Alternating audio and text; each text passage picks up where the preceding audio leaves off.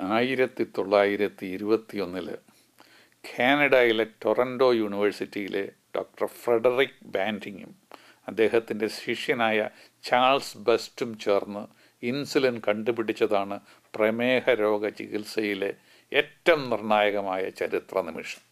ഇന്നും ലക്ഷോപലക്ഷം ജനങ്ങളെ അവരുടെ കണ്ടുപിടുത്തം കൂടെ അവരുടെ ആയുസ് രക്ഷിക്കുന്നുണ്ട്. എന്നാൽ വീണ്ടും വൈദ്യശാസ്ത്രം ഇന്ന് പ്രമേഹ രോഗ ചികിത്സയിലെ വളരെ പ്രധാനപ്പെട്ട ഒരു ചരിത്ര നിമിഷത്തിലേക്ക് അടുത്തുകൊണ്ടിരിക്കുകയാണെന്ന് അനേകം ഗവേഷകരും വിദഗ്ധരും കരുതുന്നു. പ്രമേഹ രോഗികളിൽ ബ്ലഡ് ഷുഗർ വളരെ സൂക്ഷ്മമായി നിയന്ത്രിക്കാൻ കഴിയുന്ന ഒരു കൃത്രിമ ആഗ്നേയ ഗ്രന്ഥി, artificial pancreas or bionic pancreas 2-3 വർഷങ്ങൾക്കുള്ളിൽ മാർക്കറ്റിലെത്തുമെന്ന് കരുതപ്പെടുന്നു. ഇത് എങ്ങനെ പ്രവർത്തിക്കുന്നുവെന്ന് മനസ്സിലാക്കുവാൻ ഡയബറ്റീസിനെ പറ്റിയുള്ള ചില പ്രാഥമിക വിവരങ്ങൾ ഞാൻ ഒരിക്കൽ കൂടി പറയട്ടെ. നമ്മുടെ ശരീരം ഒരു യന്ത്രമാണെന്ന് കരുതിയാൽ ഈ യന്ത്രം പ്രവർത്തിക്കുന്നതിനാവശ്യമായ ഫ്യൂവല് ഗ്ലൂക്കോസാണ്. നാം ഭക്ഷണത്തിലൂടെ കഴിക്കുന്ന ഭക്ഷണ സാധനങ്ങൾ അന്നപഥത്തിലൂടെ കടന്നുപോയി ഡൈജസ്റ്റ് ചെയ്ത് ഗ്ലൂക്കോസായി കൺവേർട്ട് ചെയ്ത് കുടലിൽ നിന്ന് അബ്സോർബ് ചെയ്ത് രക്തത്തിലെത്തുന്നു. ഈ ഗ്ലൂക്കോസ് ഇന്ധനമായി പ്രവർത്തിക്കണമെങ്കിൽ മനുഷ്യ ശരീരത്തിൽ സെൽസിനുള്ളിൽ പ്രവേശിക്കണം. ഈ സെൽസിൽ കടക്കുവാൻ പാങ്ക്രിയാസ് നിർമ്മിക്കുന്ന ഇൻസുലിൻ എന്ന ഹാർമോൺ ആവശ്യമാണ്. രക്തത്തിലെത്തുന്ന ഗ്ലൂക്കോസിൻ്റെ അളവനുസരിച്ച് ആവശ്യാനുസരണം നിശ്ചിത അളവിൽ പാങ്ക്രിയാസ് ഇൻസുലിൻ രക്തത്തിലേക്ക് അയക്കുന്നു. ഈ ഇൻസുലിൻ ആവശ്യമായി ലഭിക്കാതിരുന്നാൽ ബ്ലഡ് ഷുഗർ വർദ്ധിക്കും. ബ്ലഡ് ഷുഗർ തുടർച്ചയായി നോർമൽ അളവിൽ കൂടിയിരിക്കുന്നതാണ് ഡയബറ്റീസ് അഥവാ പ്രമേഹ രോഗം എന്ന് വിളിക്കുന്നത്. ബ്ലഡ് ഷുഗർ തുടർച്ചയായി ക്രമാതീതമായി ഉയർന്നിരുന്നാൽ പല കോംപ്ലിക്കേഷൻസും ഉണ്ടാകാം. Heart attack, stroke, kidney failure, കണ്ണിൻ്റെ കാഴ്ച നഷ്ടപ്പെടുക, റെറ്റിനോപ്പതി, ശരീരത്തിന് വേദനയും തളർച്ചയും നൽകുന്ന ഡയബറ്റിക് ന്യൂറൈറ്റിസ്, ഇവ ഈ കോംപ്ലിക്കേഷൻസിൽ ചിലതാണ്. ഈ കോംപ്ലിക്കേഷൻസ് പൂർണ്ണമായി പ്രതിരോധിക്കണമെങ്കിൽ ദിവസത്തിൻ്റെ എല്ലാ മണിക്കൂറിലും 365 ദിവസവും നമ്മുടെ ബ്ലഡ് പ്രഷർ നോർമലായി സൂക്ഷിച്ചിരിക്കണം. ദിവസവും 5-6 തവണ ഇൻസുലിൻ നൽകിയാൽ പോലും പാങ്ക്രിയാസ് ചെയ്യുന്നത് പോലെ ബ്ലഡ് ഷുഗർ നോർമലായി കീപ്പ് ചെയ്യാൻ സാധ്യമല്ല. എന്നാൽ ഇത് എപ്രകാരം സാധ്യമാക്കി തീർക്കാം എന്നതിനെപ്പറ്റി പല വിദഗ്ധരും ഗവേഷണം നടത്തുവാൻ തുടങ്ങിയിട്ട് കുറച്ചു കാലമായി. മൃഗങ്ങളിൽ നടത്തിയ പരീക്ഷണങ്ങൾ വിജയകരമാണെന്ന് കാണപ്പെട്ടതിനെ തുടർന്ന് ഇന്ന് ക്ലിനിക്കൽ ട്രയൽസ് മനുഷ്യരിലേക്ക് വ്യാപിപ്പിച്ചിരിക്കുകയാണ്. ആർട്ടിഫിഷ്യൽ പാങ്ക്രിയാസിന് മുന്നോടിയായി ക്ലിനിക്കൽ പ്രാക്ടീസിൽ വളരെ വിജയകരമായി ഉപയോഗിച്ചിരിക്കുന്ന 2 സംഗതികളുണ്ട്. ഒന്ന്, നമ്മുടെ ബ്ലഡ് ഷുഗർ കണ്ടിന്യൂവസായി ഗ്ലൂക്കോസ് മോണിറ്റർ മൂലം മോണിറ്റർ ചെയ്യാൻ നമുക്ക് സാധ്യമാണ്. സ്കിന്നിൻ്റെ അടിയിൽ സ്ഥാപിച്ചിട്ടുള്ള ഒരു ചെറിയ സെൻസർ ഉപയോഗിച്ച് എല്ലാ നിമിഷത്തിലും നമ്മുടെ ബ്ലഡ് ഷുഗർ എത്രയെന്ന് അളന്നറിയുവാൻ നമുക്കിന്ന് സാധിക്കും. രണ്ടാമത്തേത് ഇൻസുലിൻ പമ്പ്. പ്രമേഹ രോഗികളിൽ വളരെ വിജയകരമായി ഇന്ന് ഉപയോഗിക്കുവാൻ സാധിക്കുന്നു എന്നുള്ളതാണ്. ഇൻസുലിൻ പമ്പിനെ പറ്റിയും അല്പം അറിഞ്ഞിരിക്കുന്നത് കൃത്രിമ പാങ്ക്രിയാസ് എങ്ങനെ പ്രവർത്തിക്കുന്നു അറിയാൻ സഹായിക്കും. ഇൻസുലിൻ പമ്പ് ഒരു ചെറിയ ഇലക്ട്രോണിക് ഡിവൈസാണ്. ഇൻസുലിൻ നിറച്ച ഇതിൽ നിന്നും ഒരു കത്തീറ്റർ വഴി ത്വക്കിനടിയിൽ സബ്ക്യൂട്ടേനിയസ് ടിഷ്യൂയിൽ സ്ഥാപിച്ചിട്ടുള്ള ലോലമായ ഒരു ചെറിയ ട്യൂബ് വഴി നേരിട്ട് ഇൻസുലിൻ നൽകാനായിട്ട് സാധിക്കും. ഈ കമ്പ്യൂട്ടർ ഡിവൈസ് വളരെ ചെറുതാകിയാൽ പോക്കറ്റിലോ ബെൽറ്റിൻ്റെ അടിയിലോ സ്ത്രീകൾക്ക് ബ്രേസിയേഴ്സിൻ്റെ അടിയിലോ മറച്ചു വെച്ച് സൂക്ഷിക്കാം. ഇതിൽ നിന്നും 2 വിധത്തിൽ ഇൻസുലിൻ രോഗികൾക്ക് നൽകാം. തുടർച്ചയായി നിശ്ചിത അളവിൽ റാപ്പിഡ് ആക്ടിങ് ഇൻസുലിൻ നൽകിക്കൊണ്ടിരിക്കാം. അല്ലെങ്കിൽ രോഗിയുടെ ഭക്ഷണ സമയവും ആക്ടിവിറ്റിയും എല്ലാം കണക്കെടുത്ത് പല തവണകളായി നേരത്തെ ഡോക്ടർ നിശ്ചയിക്കുന്ന അളവിൽ ഇൻസുലിൻ ഈ പമ്പ് ബോളസായി നൽകിക്കൊണ്ടിരിക്കും. ടൈപ്പ് 1 ഡയബറ്റിക് രോഗികളിൽ ഇന്ന് 35% ആൾക്കാരും ടൈപ്പ് 2 രോഗികളിൽ ഒരു ചെറിയ ശതമാനവും ഇന്ന് ഇൻസുലിൻ പമ്പ് വളരെ വിജയകരമായിട്ട് ഉപയോഗിക്കുന്നു.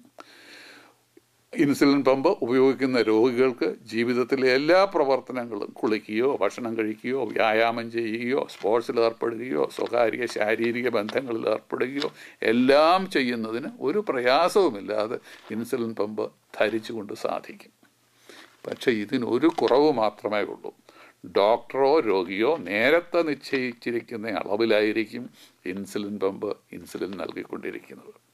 ആർട്ടിഫിഷ്യൽ പാങ്ക്രിയാസ് അഥവാ ബയോണിക് പാങ്ക്രിയാസ് മുൻപറഞ്ഞ 2 മാർഗങ്ങൾ ഉപയോഗിക്കുന്നതിനും പുറമെ മറ്റൊരു ഇംപ്രൂവ്മെൻ്റ് കൂടി വരുത്തിയിരിക്കുന്നു. ഇവിടെ രോഗിക്ക് എത്ര ഇൻസുലിൻ ലഭിക്കണമെന്ന് മനുഷ്യനല്ല തീരുമാനിക്കുന്നത്, പകരം ബ്ലഡ് ഷുഗർ ലെവൽ അളന്ന് അവർ കയ്യിൽ കൊണ്ടു കൊടുക്കുന്ന ഒരു ഐഫോൺ ആയിരിക്കും തീരുമാനിക്കുന്നത്. നേരത്തെ നിശ്ചയിച്ചിരിക്കുന്ന ഫോർമുല അനുസരിച്ച് ഷുഗറിൻ്റെ കൂടുതൽ അനുസരിച്ച് ഇത് നൽകിക്കൊടുക്കും, തീരുമാനമെടുക്കും. സാംസങ് S4 ഫോൺ തന്നെയാണ് ഗവേഷകർ ഇന്ന് ഇതിനായി ഉപയോഗിക്കുന്നത്.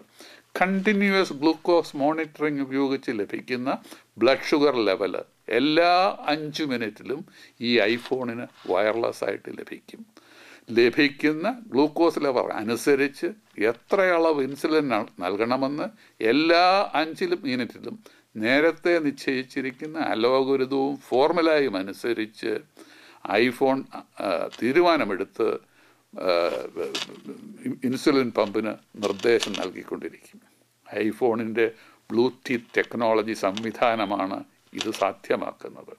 അമേരിക്കയിൽ മാത്രമല്ല, ഇംഗ്ലണ്ടിലും ഫ്രാൻസിലും ജർമ്മനിയിലും ഓസ്ട്രേലിയയിലുമെല്ലാം ഇന്ന് രോഗികൾ ഇതിനു വേണ്ടി ട്രയൽ നടത്തിക്കൊണ്ടിരിക്കുകയാണ്. ഈ ട്രയൽസിൽ എനിക്ക് ഏറ്റവും കൂടുതൽ ആകർഷകമായി തോന്നിയത് ബോസ്റ്റൺ യൂണിവേഴ്സിറ്റിയുടെ നേതൃത്വത്തിൽ മാസച്യൂസെറ്റ് ജനറൽ ഹോസ്പിറ്റൽ നടത്തുന്ന ക്ലിനിക്കൽ ട്രയൽസാണ്. കഴിഞ്ഞ 4 വർഷമായി അമേരിക്കൻ ഫുഡ് ആൻഡ് ഡ്രഗ് അഡ്മിനിസ്ട്രേഷൻ്റെ അനുവാദത്തോടു കൂടി ടൈപ്പ് 1 ഡയബറ്റിക് രോഗികളിൽ വളരെ വിജയകരമായി അവിടെ ഇന്ന് പരീക്ഷണങ്ങൾ നടത്തപ്പെടുന്നു. ഈ പമ്പിലൂടെ ഇൻസുലിൻ മാത്രമല്ല, ഏതെങ്കിലും കാരണവശാൽ ബ്ലഡ് ഷുഗർ കുറഞ്ഞ് അപകടം ഉണ്ടാകാതിരിക്കുവാൻ വേണ്ടി, ഹൈപ്പോഗ്ലൈസിയമ ഉണ്ടാക്കി അപകടം ഉണ്ടാകാതിരിക്കാൻ വേണ്ടി ഗ്ലൂക്കോൺ എന്ന മരുന്നും ഒരു ട്യൂബിലൂടെ ഘടിപ്പിച്ചിരിക്കുന്നു. ഇതുമൂലം ഇൻസുലിൻ എടുക്കുന്ന പ്രമേഹ രോഗികൾക്ക് ബ്ലഡ് ഷുഗർ പെട്ടെന്ന് കുറഞ്ഞ് അപകടം ഉണ്ടാക്കാനോ silent death on the bed ഒക്കെ പൂർണ്ണമായി ഇല്ലാതാക്കുവാൻ സാധിക്കും എന്ന് ഗവേഷകർ വിശ്വസിക്കുന്നു. കൊച്ചു കുട്ടികളിലും ഈ ട്രയൽ വളരെ വിജയകരമായി കാണുന്നു. ആർട്ടിഫിഷ്യൽ പാങ്ക്രിയാസ് ഉപയോഗിക്കുന്നവർക്ക് തങ്ങൾ കഴിക്കുന്ന ഭക്ഷണം കൂടിപ്പോയോ അതുകൊണ്ട് ഷുഗർ കൂടിയോ എന്നൊന്നും ഭയപ്പെടേണ്ട ആവശ്യമില്ല. എല്ലാ 5 മിനിറ്റിലും അഥവാ ദിവസം 288 തവണ പോക്കറ്റിൽ രോഗി കൊണ്ടു നടക്കുന്ന ഐഫോണ് ബ്ലഡ് ഷുഗർ ചെക്ക് ചെയ്ത് ആവശ്യമായ ഇൻസുലിൻ അതേസമയം നൽകിക്കൊണ്ടിരിക്കും. ഈ ഗവേഷകർ ബോസ്റ്റൺ യൂണിവേഴ്സിറ്റിയിൽ പ്രമേഹ രോഗ വിദഗ്ധർക്കൊപ്പം ഇതിന് നേതൃത്വം നൽകുന്ന ഒരു ഡോക്ടർ എഡ്വേർഡ് ഡൊമേനിയോ ഉണ്ട്. അദ്ദേഹം ഒരു മെഡിക്കൽ ഡോക്ടറല്ല, ബോസ്റ്റൺ യൂണിവേഴ്സിറ്റിയിലെ കമ്പ്യൂട്ടർ സയൻസ് വിഭാഗത്തിൻ്റെ റിസർച്ച് ഡയറക്ടർ കൂടിയാണ്. അദ്ദേഹം ചിക്കാഗോയിൽ അടുത്ത കാലത്ത് ചെയ്തൊരു പ്രഭാഷണം ഞാൻ ശ്രദ്ധിച്ചു.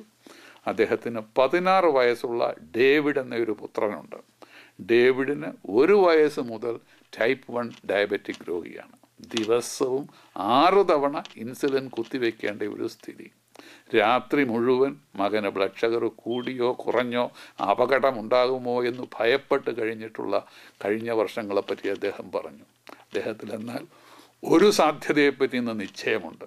തൻ്റെ മകൻ 3 വർഷത്തിനുള്ളിൽ വീട്ടിൽ നിന്ന് മാറി കോളേജിലേക്ക് പോകുമ്പോൾ അവൻ്റെ പോക്കറ്റിൽ അവൻ കൊണ്ടുപോകുന്ന ഐഫോൺ 24 മണിക്കൂറും അവൻ്റെ 288 തവണ ദിവസവും അവൻ്റെ ബ്ലഡ് ഷുഗർ ചെക്ക് ചെയ്ത് ആവശ്യമായ ഇൻസുലിൻ നൽകിക്കൊടും അപകടം ഉണ്ടാകയില്ല എന്ന് നിശ്ചയം.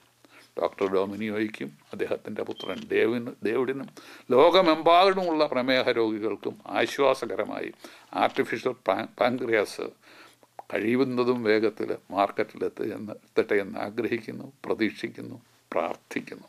ഇത് ചിക്കാഗോയിൽ നിന്ന് ഡോക്ടർ YP തോമസ്. വരുന്ന ആഴ്ചയും ഇതേ സമയം നമുക്ക് വീണ്ടും കാണാം.